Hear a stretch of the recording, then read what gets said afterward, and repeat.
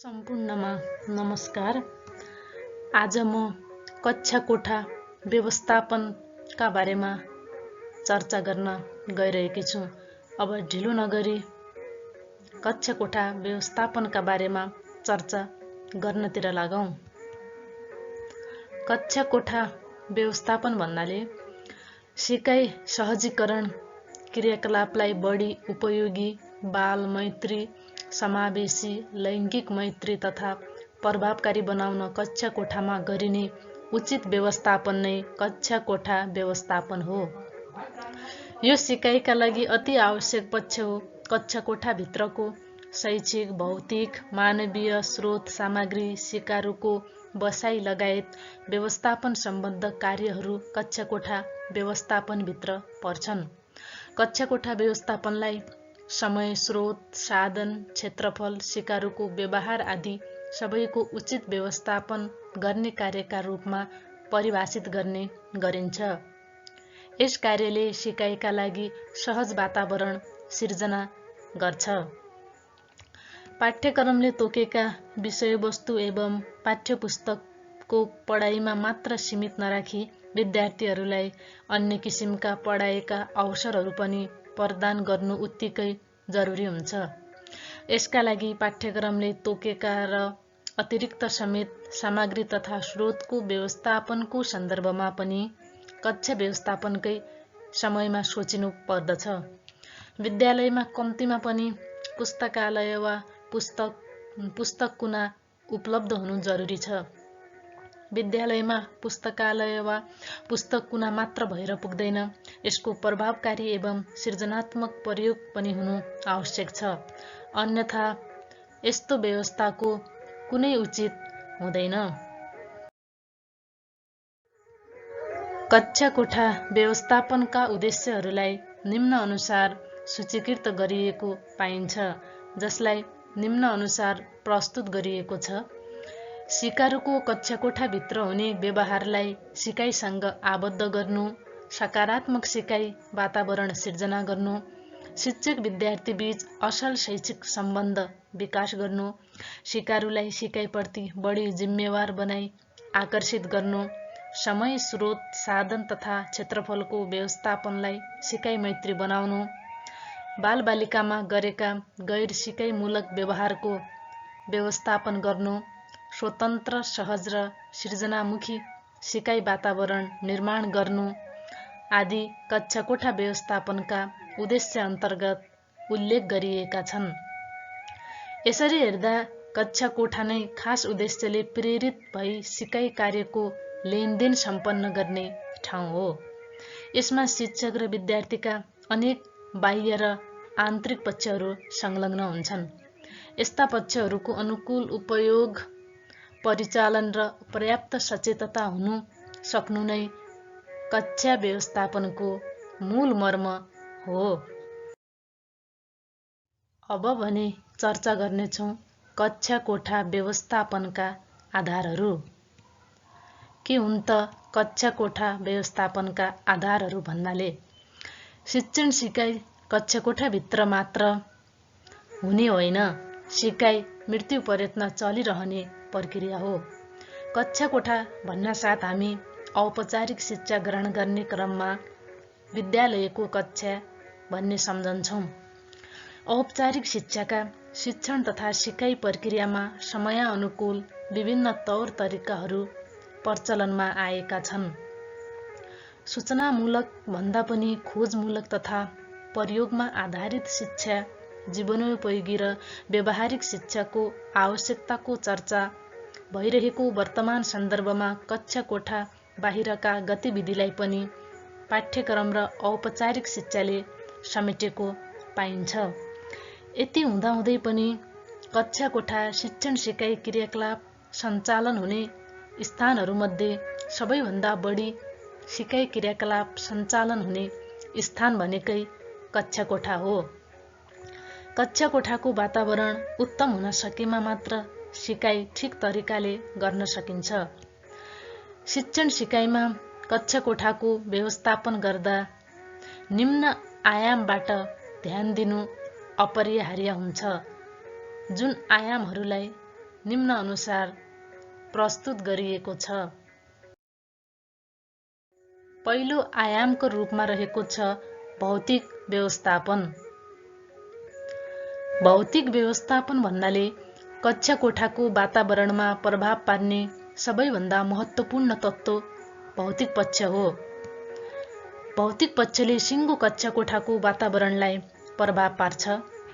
कक्षा कोठामा सिकारुले शिक्षकको र शिक्षकले सिकारुका क्रियाकलापको सहज रूपमा अवलोकन गर्न सक्ने वातावरण हुनुपर्छ।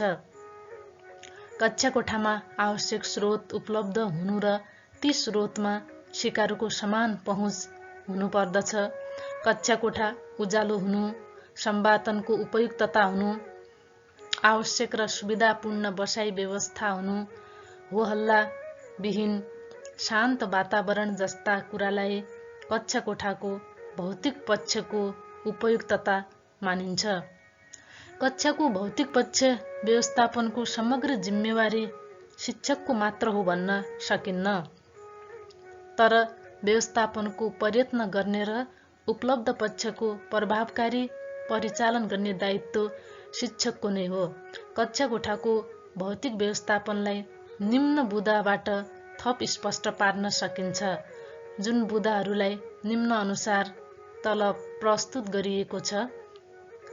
कक्षा कोठाको उपयुक्त वातावरण, कक्षाको आकार, प्रकार, प्रकाश, उचित ताप, कर्म, हावा आदिको व्यवस्थापन।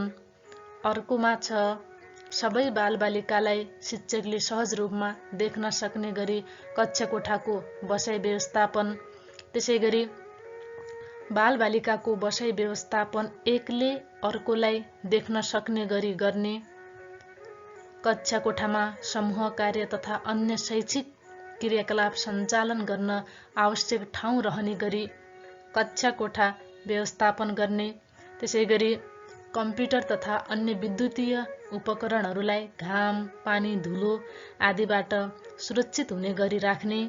त्यसैगरी कक्षा कोठाको कुनै एक कुनामा बालबालिकाका लागि एक कक्षा पुस्तकालयको व्यवस्थापन गर्ने। बालबालिकाको पोर्टफोलियोलाई कक्षा कोठामै दराजमा व्यवस्थित गर्ने कार्यहरू भौतिक व्यवस्थापन अन्तर्गत पर्दछन्।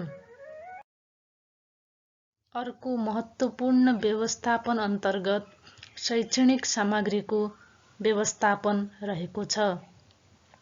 दैनिक रूपमा सिकाइ सहजीकरण क्रियाकलाप सञ्चालन गर्दा आवश्यक पर्ने पाठ्यवस्तु र उद्देश्य अनुरूपका सामग्रीलाई शैक्षणिक सामग्री भनिन्छ।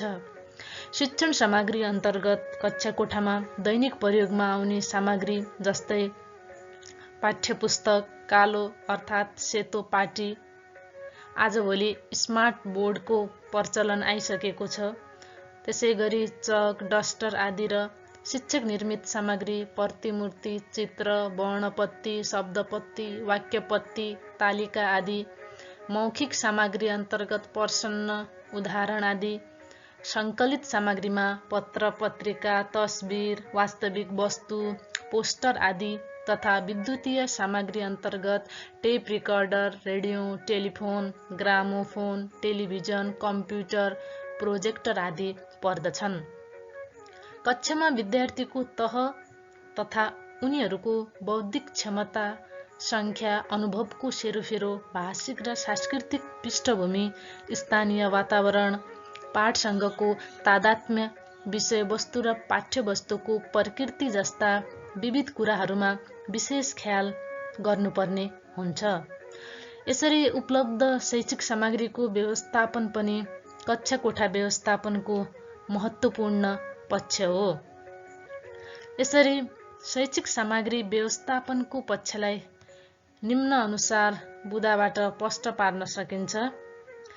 दैनिक रूपमा शिक्षण सिकाइ क्रियाकलाप सञ्चालनका लागि अत्यावश्यक शैक्षणिक सामग्रीहरू शिक्षक दराज वा शिक्षक डेस्कमा व्यवस्थित गर्ने, नियमित प्रयोग गर्नुपर्ने शैक्षणिक सामग्रीहरू सहज रूपमा भेटिने गरी व्यवस्थापन गर्ने, शिक्षक तथा विद्यार्थी निर्मित शैक्षिक तथा अन्य प्रवर्तनात्मक सिर्जनाहरूलाई सबैले हेर्ने र कक्षा शिक्षणमा प्रयोग गर्न सक्ने गरी प्रदर्शन गर्ने, विद्यार्थी तथा शिक्षक निर्मित परिवर्तनात्मक शैक्षणिक सामग्रीहरू कक्षा कोठाका भित्ताहरूमा कालो सेतो पाटीका दायाँ बायाँ वा डोरीको व्यवस्थापन गरी प्रदर्शन गर्ने।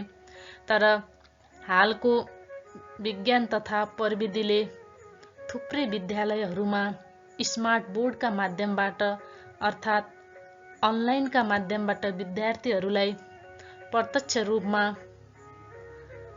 सिकाउने कार्य पनि गर्ने परिपाटी चलिरहेको पाइन्छ। शैक्षणिक व्यवस्थापन। शैक्षणिक व्यवस्थापन भन्नाले कक्षा कोठा विद्यार्थी केन्द्रित हुनुपर्छ। शिक्षण सहजीकरणमा संलग्न शिक्षक सर्वदा विद्यार्थी मैत्री, खुल्ला र आत्मीय हुनुपर्छ। कक्षा कोठामा विद्यमान विविधतामा आधारित क्रियाकलाप सञ्चालन गर्नुपर्छ। सिकारुले सहज रूपमा शिक्षण सिकाइ क्रियाकलापमा सरिक हुने वातावरण तयार समेत गर्नुपर्छ। शैक्षणिक सामग्रीहरूको उचित व्यवस्थापन गरिनुका साथै यी सबै कार्यहरूले कक्षा शिक्षकलाई सरल, सहज र परिणाममुखी बनाउन टेवा पुग्छ। पाठ्यवस्तुको प्रकृति अनुरूप विभिन्न किसिमका शैक्षणिक क्रियाकलापहरू सञ्चालन गर्न सकिन्छ। बालबालिकालाई विभिन्न समूहमा विभक्त गर्न सकिन्छ। समूहमा आधारित शिक्षण सिकाइका लागि सामान्यतया ठुलो समूह, सानो समूह तथा जोडी बनाउने अभ्यास गर्न सकिन्छ। यस्ता समूह कार्य सञ्चालनको शिक्षण सिकाइलाई अर्थात् यस्ता समूह कार्य सञ्चालनले शिक्षण सिकाइलाई उपलब्धिमूलक बनाउँछन्। समूह कार्यले ध्यानपूर्वक सुन्ने, स्पष्ट रूपमा विचार व्यक्त गर्ने, सक्रिय रूपमा सहभागी हुने, तर्क गर्ने, सामूहिक सहमति खोज्ने, एक अर्काका विचारको सम्मान गर्ने, विषयवस्तु केन्द्रित विमर्श गर्ने, समस्यालाई समाधान खोज्ने, नेतृत्व गर्ने जस्ता बानी तथा क्षमताको विकास हुन्छ। शैक्षणिक व्यवस्थापनको पक्षलाई निम्न अनुसार बुँदाबाट थप स्पष्ट पार्न सकिन्छ।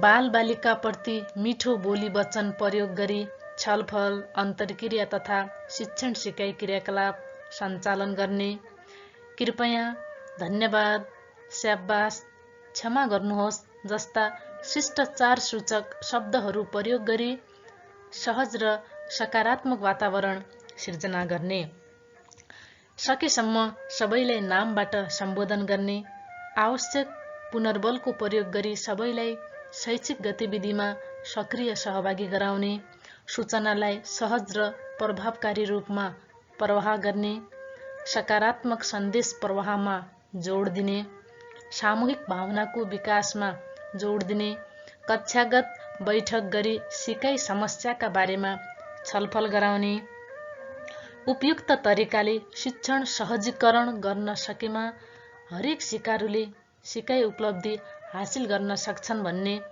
सकारात्मक सोच राख्ने, विद्यार्थीको शारीरिक, मानसिक र संवेगात्मक पक्ष ख्याल गरी सुरक्षित महसुस गराई शिक्षण गर्ने, कक्षाको विविधतालाई ध्यान दिई शिक्षण क्रियाकलाप सञ्चालन गर्ने, परिवेश र आवश्यकता अनुरूप विषय शिक्षण, बहुभाषिक शिक्षण र बहुकक्षा शिक्षण गर्ने, शिक्षण क्रियाकलापलाई बाल मैत्री, लैङ्गिक मैत्री, अपाङ्ग मैत्री र समावेशी बनाउने, उपरोक्त सबै कार्यहरूको व्यवस्थापन गरी कक्षा शिक्षणलाई सहज, परिमाणमुखी र अर्थात् गुणस्तरीय बनाउने गरी गरिने कक्षा भित्रको मानवीय, शैक्षिक, प्राज्ञिक तथा भौतिक पक्षको व्यवस्थापन नै वास्तविक अर्थमा कक्षाको व्यवस्थापन हो। अब भने चर्चा गर्नेछु कक्षा व्यवस्थापनका विविध अभ्यास। कक्षा व्यवस्थापनका विविध अभ्यास भन्नाले शिक्षण सिकाइ क्रियाकलाप मूलतः विद्यार्थीलाई केन्द्र भागमा राखेर सञ्चालन गरिन्छ। स्रोत सामग्रीको उपलब्धता, सामाजिक सांस्कृतिक परिवेश, विषयवस्तुको प्रकृति, अपनाउनु पर्ने शिक्षण विधि, विद्यार्थी संख्या तथा शिक्षकको सक्षमता समेतले कक्षाको व्यवस्थापन र अभ्यासलाई निर्धारण गर्दछ। नेपाल सरकारले तोकेका शिक्षकमा अपेक्षित 8 सक्षमता मध्ये कक्षाको उचित व्यवस्थापन पनि एक हो। शिक्षकको मूल कार्य शिक्षण हो। सम्पूर्ण ज्ञानको भण्डार शिक्षक हो। विद्यार्थी भने सम्पूर्ण रूपमा खाली दिमाग लिएर विद्यालय आएको हुन्छ। शिक्षकले विद्यार्थीको खाली दिमागमा आफ्नो ज्ञान स्थानान्तरण गरिदिने हो भन्ने परम्परागत धारणामा अहिले परिवर्तन आइसकेको छ। अब शिक्षक केवल प्रवचक होइन, ऊ विद्यार्थीको रुचि र क्षमताको पहिचान गरी शिक्षण सहजीकरण गर्ने सहजकर्ता हो र विद्यार्थीका प्रतिभालाई उजागर गर्न सघाउने स्रोत व्यक्ति हो शिक्षक।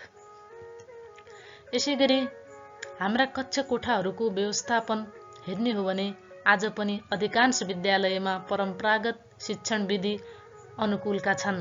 पहाडी भेगमा त अहिलेसम्म पनि परम्परागत शिक्षण विधिकै अनुकूल अवस्था रहेको पाइन्छ। शिक्षकले प्रवचन विधिमा पढाउने, सिकारु निष्क्रिय रूपमा शिक्षकका प्रवचन सुन्ने, परम्परागत शैली अनुरूपको कक्षाको बसाइ व्यवस्था, विद्यार्थी अगाडि फर्केर बस्ने र शिक्षक विद्यार्थीतिर फर्केर बोल्ने हो। छलफल तथा बैठक शैलीमा कक्षाको व्यवस्थापन गर्ने हो भने गोल मेज तथा यू आकारको बसाइ व्यवस्थापन उपयुक्त हुन्छ। कक्षामा आधुनिक सूचना प्रविधि मल्टिमिडियाको प्रयोग छ भने एलईडी जस्ता उपकरणको प्रयोग भए सोही बमोजिम बसाइ व्यवस्थापन गर्न सकिन्छ। कक्षा पुस्तक, कुना दराज जस्ता आधारभूत भौतिक पक्ष अधिकांश विद्यालयमा उपलब्ध रहेका छैनन्। यसर्थ शिक्षण सिकाइ कार्यको महत्त्वपूर्ण स्थान कक्षा कोठा हो। कक्षा कोठाको व्यवस्थापनले शिक्षणको प्रभावकारिता र अप्रभावकारिता निर्धारण हुने भएकाले शिक्षकले कक्षा व्यवस्थापनमा समेत विशेष ध्यान पुर्याउनु पर्दछ।